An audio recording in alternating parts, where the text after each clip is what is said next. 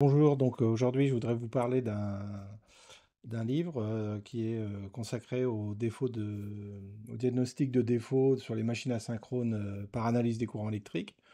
Donc c'est un bouquin qui date de 2016, je crois, de Thomson et Culbert. Voilà, donc je voulais vous en parler parce que c'est un bouquin super intéressant, en particulier parce que les auteurs en fait ont une grosse expérience de ce domaine-là au niveau industriel.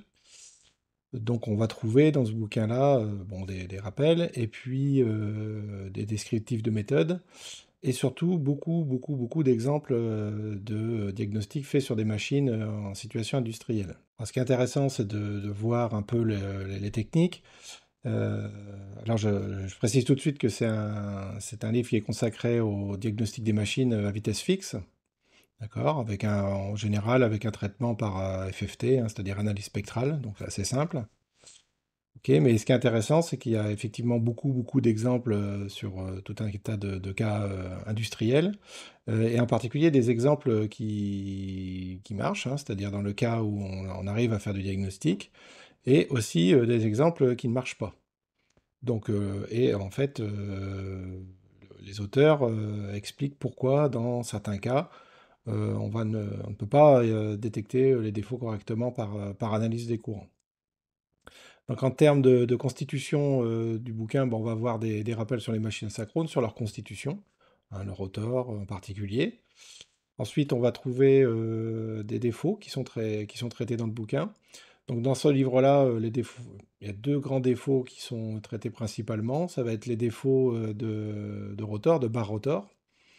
OK, donc là, c'est pareil, hein, ces défauts sont décrits, leur origine, les signatures qu'on va trouver dans les courants qui correspondent à ces défauts-là, et puis tout un tas de cas, d'exemples pour montrer la possibilité de détecter ces défauts par les courants. Le deuxième défaut principal qu'on va trouver, ça va être les défauts d'excentricité de machine.